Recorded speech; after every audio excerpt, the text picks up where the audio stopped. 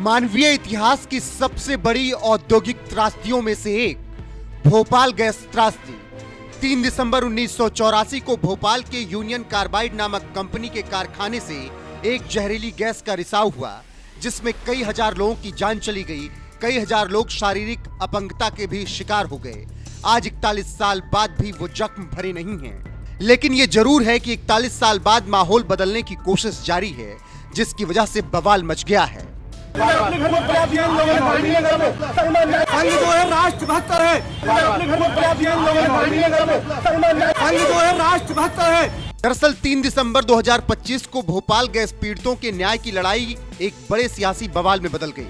सड़क पर उतरे प्रदर्शनकारियों ने जैसे ही राष्ट्रीय स्वयंसेवक संघ की वेशभूषा वाला एक पुतला जलाने की कोशिश की, माहौल पल भर में बदल गया।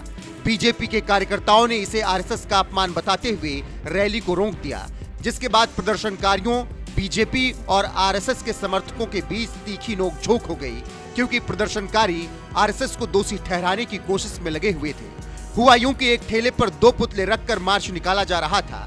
अब जैसे ही पुतले के कपड़े हटे, उसमें आरएसएस की तरह दिखने वाले परिधान में एक पुतला दिखा, जिसके बाद बीजेपी और आरएसएस वाले भड़क गए और प्रदर्शनकारियों से उनकी बहस हो गई। मुख्यमंत्री से तात्कालिक है ना, अभी सुनिए, आप संघ की नहीं था उसमें कहीं से भी। संघ जो है राष्ट्रभक्त है। मुख्यमंत्री से तात्कालिक है ना, अभी सुनिए, आप संघ की नहीं था उसमें कहीं से भी। संघ जो है राष्ट्रभक्त है। इस दौरान तनाव इतना बढ़ गया कि पुलिस को बीच बचाव करना पड़ा और विवाद की जड़ बने पुतले को जब्त करके स्थिति को नियंत्रित किया गया। तो इससे आप समझ सकते हैं कि कैसे 1984 में हुए भोपाल गैस त्रासदी के 41 साल पूरे होने पर अब आरएसएस को बदनाम करने की कोशिश की जा रही है। जिस त्रासदी से आरएसएस का कोई लेना देना नहीं था, अब उससे उसे जोड़ा जा रहा है। ऐसे में चलिए अब आपको भोपाल गैस त्रासदी के बारे में भी जानकारी दे देते हैं। 1984 भोपाल गैस त्रासदी। यूनियन कार्बाइड इंडिया लिमिटेड के कीटनाशक संयंत्र में गैस का रिसाव हुआ। जहरीली मिथाइल आइसोसाइनेट गैस का रिसाव हुआ था। लगभग 40-45 टन गैस लीक हुई थी। संयंत्र में सुरक्षा मानकों की अनदेखी और खराब रखरखाव के कारण हादसा हुआ। भोपाल गैस त्रासदी में कई हजार लोगों की मौत हुई, लाखों लोग प्रभावित हुए। तत्कालीन मुख्यमंत्री कांग्रेस नेता अर्जुन सिंह पर आरोप। भोपाल गैस त्रासदी के समय अर्जुन सिंह मध्य प्रदेश के मुख्यमंत्री थे।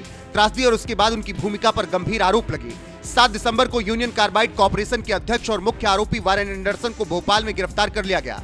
आरोप लगता है कि एंडरसन को गिरफ्तार करने के कुछ ही घंटों के भीतर मुख्यमंत्री के निर्देश पर रिहा कर दिया गया। एंडरसन को एक सरकारी विमान से भोपाल से दिल्ली भेजा गया और फिर वो अमेरिका भाग गया। एंडरसन को राज्य से बाहर निकलने की सुविधा देने में अर्जुन सिंह की सरकार की महत्वपूर्ण भूमिका बताई गई। लेकिन अब माहौल ऐसा बनाया जा रहा है जैसे हर चीज के लिए आरएसएस जिम्मेदार है। ऐसे में आरएसएस के रमेश शर्मा ने भोपाल गैस त्रासदी और प्रदर्शन के दौरान आरएसएस का पुतला फूंकने का प्रयास करने वालों पर एनएफ न्यूज से बातचीत करने के दौरान क्या कुछ कहा, वो सुनिए। सर, भोपाल में जो कुछ भी हुआ वो तस्वीरें आपने देखी, क्या वाकई में संघ ही जिम्मेदार है जो मांगे नहीं पूरी हो रही हैं उसके लिए? देखिए, मोटे तौर पर हम 2 विषय समझ लें।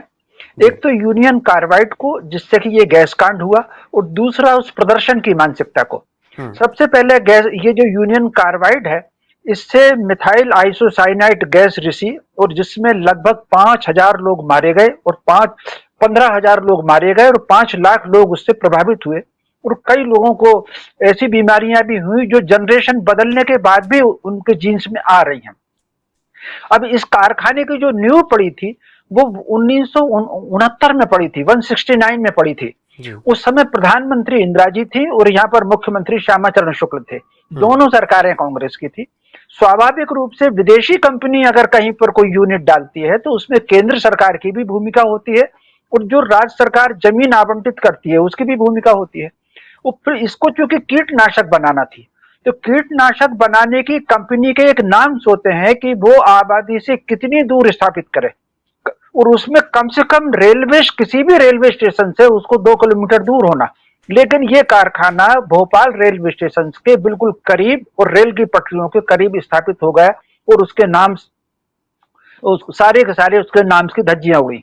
अब दूसरी जो हम बात करते हैं, 2 और 3 दिसंबर की रात की जब ये गैस निकली, आप कल्पना कर सकते हैं रोहित जी, यहाँ कोई दुर्घटना हो सकती है उसकी आशंका कुछ लोगों को पहले से हो गई। और इसमें जो राष्ट्रीय स्वयंसेवक संघ से संबंधित मजदूर संघ है, मजदूर संघ की इकाई यूनियन कार्बाइड में थी, उसने मीडिया को बताया कि इसमें ऐसी कमियां हैं और ये दुर्घटना हो सकती है। ये मुद्दा मीडिया में भी छपा है और विधानसभा में उठा। वो विधानसभा में उस समय के जो श्रम मंत्री थे, उन्होंने विधानसभा में उत्तर दिया कि ऐसी कोई दुर्घटना नहीं होगी, वो सुरक्षित है। तो मजदूर संघ और संघ ने समाज को और सरकार को, संघ का जो संगठन है मजदूर संघ, उसने सरकार को सचेत करने का प्रयत्न किया। अब इसमें एक दूसरी बड़ी बात होती है, जब ये 2 और 3 दिसंबर को दुर्घटना घटी और यूनियन कार्बाइड के उस समय जो अध्यक्ष थे वो वारेन एंडरसन उसके अध्यक्ष थे, उनको खबर लगी और वो किसी प्रकार भारत आए और भोपाल भी आए।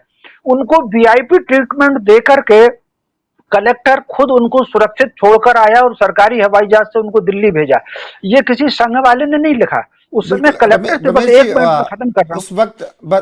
उस वक्त आरोप ये भी लगे कि तत्कालीन मुख्यमंत्री अर्जुन सिंह के इशारे पर ही वारेन एंडरसन को जमानत दे दी गई, फिर वो कार में उसकी तस्वीरें आई, फिर वो दिल्ली पहुंचा, फिर अमेरिका निकल गया। ये बिल्कुल ये बात सही है।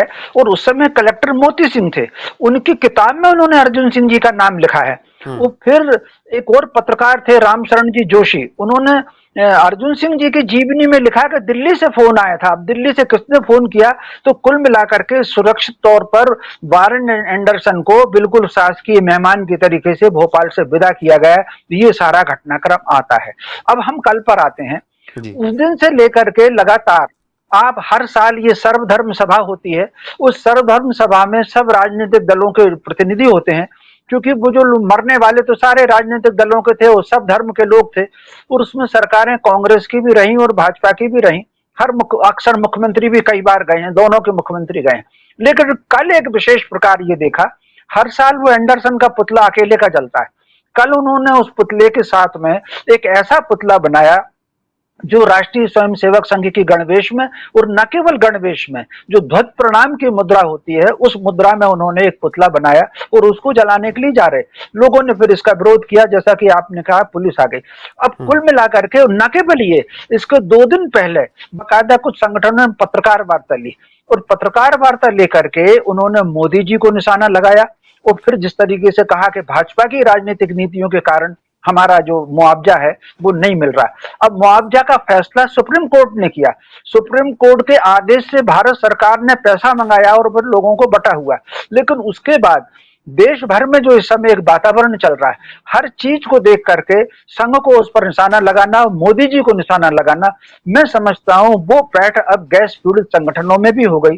और कहीं ना कहीं वो संघ को उसको जोड़ करके लोगों का ध्यान, जो लोग वास्तविक दोषी हैं उस कारखाने को लगाने में और कारखाने को बचाने में, उनसे हटाने के लिए संघ के ऊपर केंद्रित हो जाए। ये बराबर उसमें बराबर यही झलक हमको कल के कार्यक्रम में दिखी। बहुत बहुत शुक्रिया सर आपका। फिलहाल जो कुछ भी भोपाल में प्रदर्शन हुआ उस पर आपने जो विस्तार से जानकारी साझा की और बताया कि किस तरीके से संघ को बदनाम करने की साजिश रची जा रही, न सिर्फ भोपाल, ऐसे तमाम घटनाओं से जोड़कर दर्शकों को भी समझ में आ गया होगा। अभी के लिए बस इतना ही। बने रहिए हमारे साथ लगातार। नमस्कार।